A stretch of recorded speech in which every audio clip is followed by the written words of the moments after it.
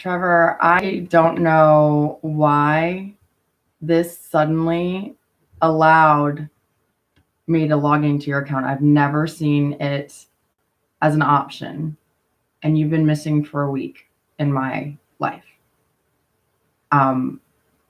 You've only been missing. And the reason I'm able to say that without like sounding devastated is like you just like I'm sure that you're fine. I'm sure you are. But I don't know why you're gone. And I'm afraid to communicate with your mother. So this is the perfect way for me to go on and say exactly what I believe you to be at her house, sleeping or sick because I've had strep throat. This is my 20 for 20 on me. So, or whatever I'm doing. This is my 20 for 20. So, I need to first write down the fact that I found a channel that shouldn't have been on my laptop just now, but it was. So 20 for 20 with Trev. And something vapes. So if you're one of his subscribers, I don't know how to see. If you're one of his subscribers and you're watching this, I'm like, how did this chick hack into his account and everything? We're friends. Who became more than friends. And I wasn't worried about him dipping out on me. I had tried to get him not to be interested in me because I felt like I'm a grown up and you're a kid and like you're not getting it for some reason. But what had actually done it for me with him was the fact that he was so young. And the reason he was so devoted to me, and I mean really devoted, like very devoted, was that somebody was in my home threatening to murder me in my kitchen. And he wasn't trying to protect me. But when he saw me crying in my bed, and he did see me in a vulnerable state that I don't normally allow anyone to see, including my spouse rarely ever saw me like that. My subsequent boyfriend saw me like that often, but he knew that that was not by my choice. It was because of a traumatic brain injury that I had suffered.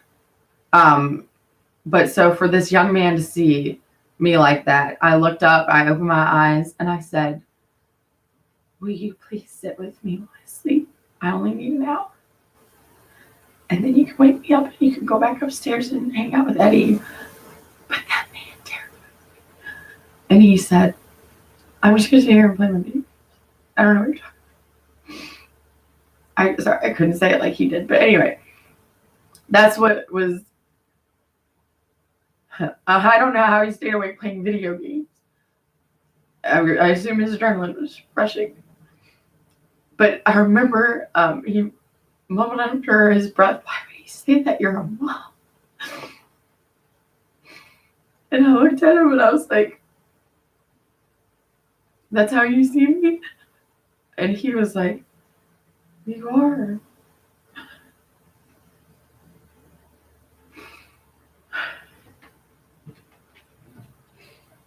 And I think that is the unfortunate reason that I'm worried that something happened to him, and all of the things in my mind is already starting to whirl right now, and I'm getting dizzy again, so I'm not going to think about any of that. But here's a fact. You don't have to take notes, but you can if you want to. I might, just because, fuck it, why not? Let's use... I don't want to use the mirror because I've got to sell it.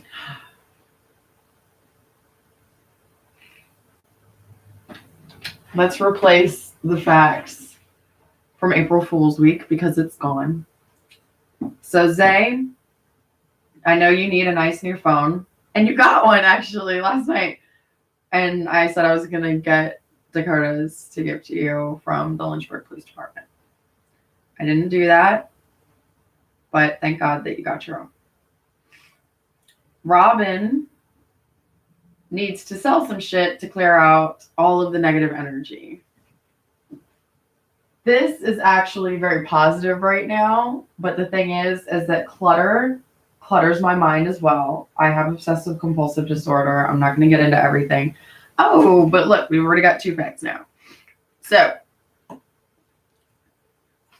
and I'm clearing negative energy at the same time. So we're going to cross that one off. Robin must have done that one too. So April Fool's Week was not a wash, even though I felt like it was at the time.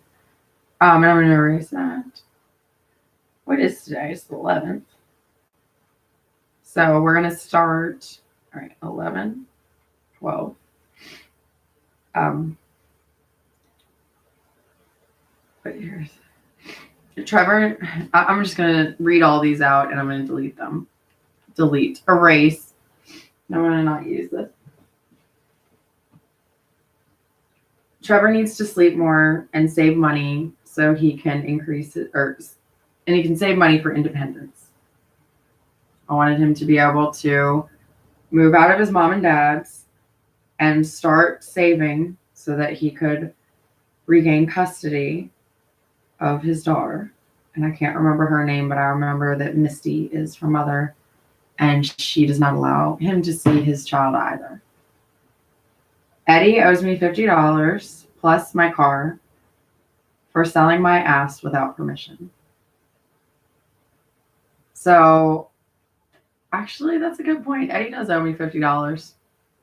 I'm going to write that down. He actually owes me $3 from the picture frames that he bought the other day.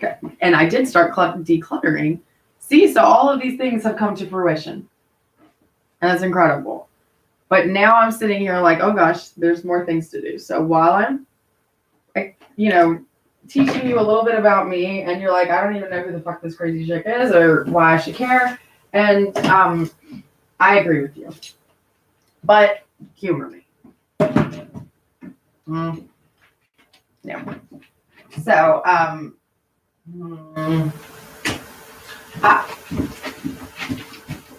out of screen. I'm out of the shot now. I like being out of the shot because I don't like being the center of attention. That's one of my things that I'm not writing down about myself, but you can keep track until I start being able to keep track because, like I said, we don't really need to, but why not? So Eddie owes me, green is for money stuff. Usually I try to color code things in my mind. Like when I am disheveled like this, I always know green is for money. Blue is for life and general, like when I'm like, I don't know what else to do. So this is big picture life. I always know that blue is that. Pink is usually my personal stuff because it's actually it's not because I like the color as much as the fact that I dated a guy who would tell me I was thinking with my pink thing because I can say that you're thinking with your little head, and so he had come up with that, and I thought that was funny. And once again, I'm remembering who I am supposed to send this to, so I'm like, that was embarrassing. All right, so Eddie owes me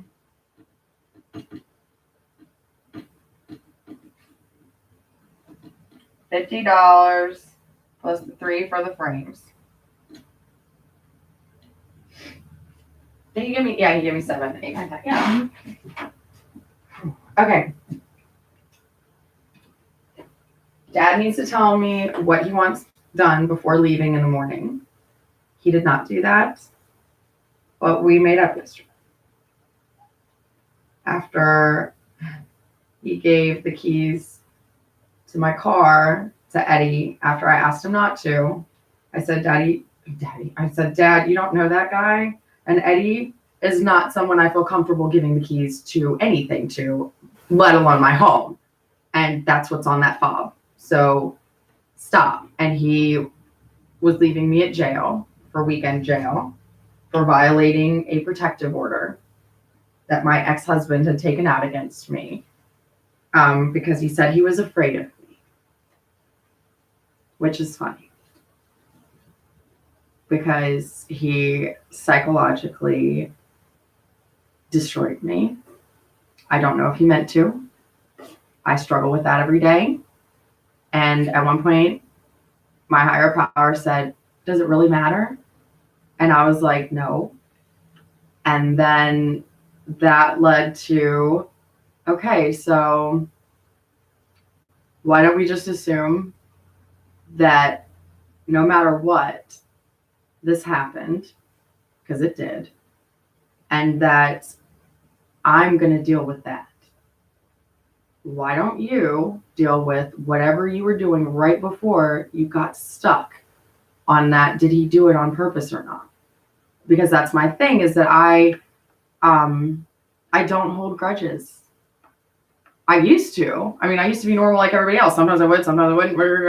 But lately, I forgive everyone for everything immediately, or within too short a time frame. Or it's people are like, why are you letting people walk all over you over and over and over? And I'm like, I don't let them do that. Not on purpose, but like, I'm going to give them a chance. And so it's funny because like, I hear the voice again. It was like this, like, I'm giving them the opportunity to do the right thing and they're not. So they're going to get their karma for it. And I'm going to just have to deal with it. And now it comes back to that sad part and actually a little bit of vilification. I'll feel vindicated just saying it. I need to remember what I just said. Anyway, I want to say this part, and I have promised in a video that I did just prior to this one, that I'm not going to speak a whole lot about my childhood until after my father's passed away. I did not promise him that. I promised that to myself because my father has said it's too hard to hear about the things that I didn't see. Essentially, I said that way better, way more eloquent than you, Dad. And that's part of the thing too, is that when I realized that my voice was about to start going up again because I was putting myself back into the single woman that I was, that he keeps putting me into. I think he likes me being Rabincha. And I like being Rabincha. She was my circa high school to college. She was new to everything. She had the history that she had. She had a history that, so not only was my history unknown to him, but he didn't know that I was raped at 16. He didn't know why I wanted to leave my hometown so badly. He didn't know that my boyfriend and I were sexually active, and that when I say that he cheated on me, I meant that immediately after losing our virginities together, 3 days later, he was fucking my best friend. And at school, they mocked me in the cafeteria publicly in front of everyone and spoke about it in detail. And I went to a very, very small public school. My graduating class was only about 70 people for the whole school. That was the whole county. And so I transferred schools because my mother did know. And so she's made sacrifices for me. She has done her best to reverse the damage that she did in my childhood. But it does not undo it completely. And that's what's ironic, is that when I became a mother, suddenly it's like we had this bond and she started treating me as a peer and a daughter. And it was a great relationship. And I'm sitting here trying to remember if that was even real. There's a mirror right there. So I'm like, I know it was. Nana came over all the time. I sat there and helped her cut a black snake out. I was like, I don't know how you deal with this. And she's like sitting there, like, she's like, it's fine. And she saved a black snake out of like a netting thing that I had left on the ground, and she didn't scold me or like I was her adult daughter. She actually does adult parenting way better than my dad does, because dad keeps putting me back into high school age, because that's to him when I was at my healthiest, and that was the last time I lived at home with him. And now he's 72, and he's lived longer than any of my grandparents on either side or of his own. So he like me feels like he's living on borrowed time. Mine is because my brother died at 27. And so I said, any day past 27, right, I know that you think. And I definitely.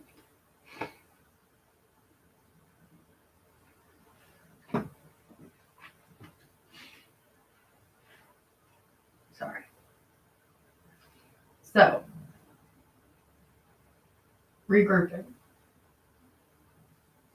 Since Eddie owes me $50, I feel like I owe Eddie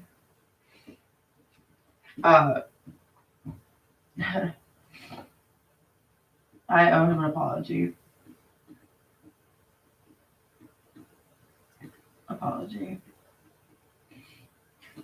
For not telling him who I was. And I'm going to write making him hear me regarding who I am. Because I have discovered that the man that I loved, who I won't really speak a whole lot, I'm not going to talk about much at all. I'm just going to show a picture of him right now. And the reason I'm showing that picture is, first of all, I am not a short woman. I am 5'6". He is a full foot taller.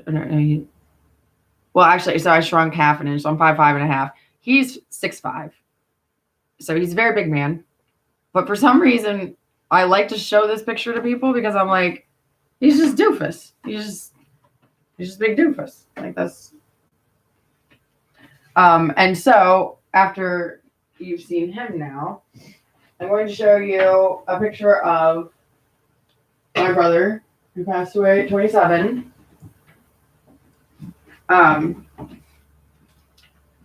Because we often forget when we think about somebody that they have well, let me put it to you this way. I was in here, I had been crying. I was raped on December 1st of last year. So it was 4 months ago. I was trying to figure out where my vehicle was, which the rapist stole it. It's Eddie's cousin. That was why Eddie owes me $50. Because he pimped me out for a half gram of dope, which around here is a half gram would be $50. And I remember thinking as the event was occurring, it started off sinister. And then, unfortunately, while I was bent over a chair right here, which I have right there, I was also in that chair when the beginning happened, which was for me to lose my voice for a while. And I was made aware that that was something he had to do. And he said, I'm sorry, I had to do that just one time. They said, just, I'll put it in the other hole now. And I said, thank you. And as I bent over right here, there's a mirror right there. And I looked, because I have PTSD. And when I catch myself in the mirror and I can talk to me, I do a real good job calming myself down when I'm in a panic attack. So I'm bent over. I look over. He's smiling. He goes, he's pumping away. And I'm looking at him and I'm like, is there really a baby raping me? And I was like, oh my God, he's a child. And then I started to dissociate, but I pulled myself back in and I said, How poetic is this, though, that I'm out here risking my ass, getting harassed by a bunch of white supremacists because they don't like that I got a lot of niggas hanging around here. And by the way, I hate that word normally, and I usually only use it in the context of speaking with somebody, or if I'm, like if I'm in a heated argument with somebody, I don't usually just say, I'll be like, nigga, please shut up. Or, like little sarcastic quips like that. But I recognize that I do not carry in me at all the heritage to warrant the use of that, even ironically, because when I looked up the etymology of that word and realized that it is not in the very large New World Dictionary. So we have eradicated that word because apparently that was going to make it go away. It did not. It made it fester. It made the Civil War the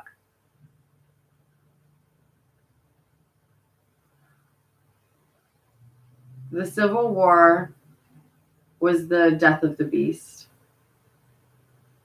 I guess the civil rights movement was the calm before the storm. And now that we are facing a civil war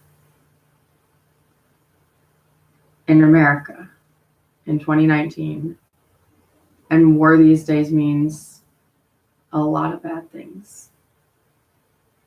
And I'm being told by a group of, and this is the thing, is that this is the assumption I've had to make based on a lot of things. But when I was dating that very attractive, very tall, very scary to other people white man, I had never heard a word about this. And then the other day I got this, which is a little metal box. And it says pure. Pure confections. There were no confections in it. And it's empty. To me, it looks like a coffin. It's been scraped. And it's just the bare metal box. There's a little bit of black on the underside. As I'm saying this, I'm hearing jokes in my head, and I'm like, some of these are really inappropriate. But the beautiful part about it is that you cannot take, with a Dremel, the black away from around the letters.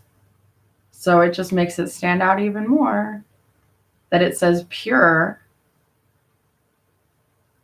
on a box that was stripped of its color. And I've been assuming that it was a white supremacy group the whole time. And I'm feeling like maybe they were actually complimenting me and telling me that this is me. Except I'm not empty on the inside.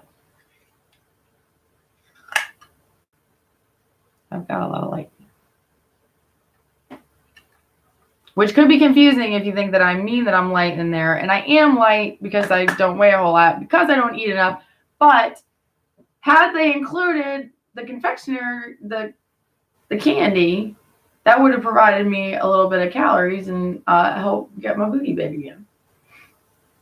So I'll say one last thing, actually, because I wanted to end this at 20 minutes because of something that I was doing. But now, based on my rethinking of that, in this different mindset that I'm in right now, and addressing an audience that that I don't even know who's actually going to be watching this. And I was like, oh God. So my name is Robin. Hi, I'm putting my glasses back on because I like how I look at them, but they're all wonky right now. My name is Robin. This is my studio where I record YouTube videos. that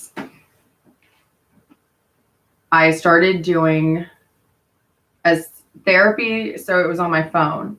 My phone ran out of battery, and I had something I really needed to say one day, and I don't recall what it was. But my friend Brendan, he had showed me what Facebook Live was. And I had never used it before. I didn't even know what it was. And I was like, what is this? And I remember I was in my little obnoxious voice, and I was like, what is this even for? And he was like, just so you can see what you're doing throughout the day. And I was like, why? I don't care what they're doing. Why would they care what I'm doing? And he's like, we're recording, so you might want to tell. I was like, well, they're your friends, not mine. I don't give a flying fuck what they're doing. So they shouldn't care what I'm doing. I was like, why should they hear what we're doing? He's like, no reason, Robin. And he was like suddenly shutting himself up because he had like camera fright. I was suddenly talking manically, and I was like, what do I say? Well, you got to start talking. Like, and he wasn't saying anything. And I was like, he's like staring and driving my car. I'm sitting there like panicking, and I'm looking and the reason I can see this in third person is like I would look, it'd be like, and it was my phone, so like I couldn't put music on, but I was like, I could put the radio on, but I don't know what's gonna be on the radio, and it might be boring, and so it's like all of these things were going through my mind, and I was like, let's talk about racial inequality in America. And I don't remember what he said. He was like, that's what you want to talk about on my channel. And he's this big 6'5", big black dude who's friends with Dakota, and I met him, and like, and I can't remember if it was in this video or in one of the last ones, but when I met him, and he will forever be a young man, far younger than I, who suddenly connected with my son in a way that when somebody started to walk towards him, I went like this, and I hit him, and I slapped him his gut. And I think it was my friend Zay that was here this morning. And he was like, what? And I was like, don't interrupt that. And he was like, I gotta get to my car. And I was like, go down the basement. And I remember I like never took my eyes off of them. I can still, there's a sidewalk right there. It's not the same sidewalk, but I just sat there and stared. And I was like, oh, actually, and now I'm remembering when I stared at them, actually, this was what was weird. Or that was a true memory, but like, when I actually sat there watching them play, like this was like a moment of shock or whatever, but like, they heard us and stuff, and so they looked up, and Lana's like, hey, mommy. I was like, hey, what are you doing? And I sat down, and I just kind of like kept, but I was like, that moment seemed like that was something that I watched forever, but it wasn't. The moment that I watched forever was down in my basement when they were talking and playing with it. And Landon told me to go away, that he was playing with his friend. And Landon, well, I need to end this. So I'm going to talk about Landon in my 40-minute video. You're welcome. I didn't put you through that.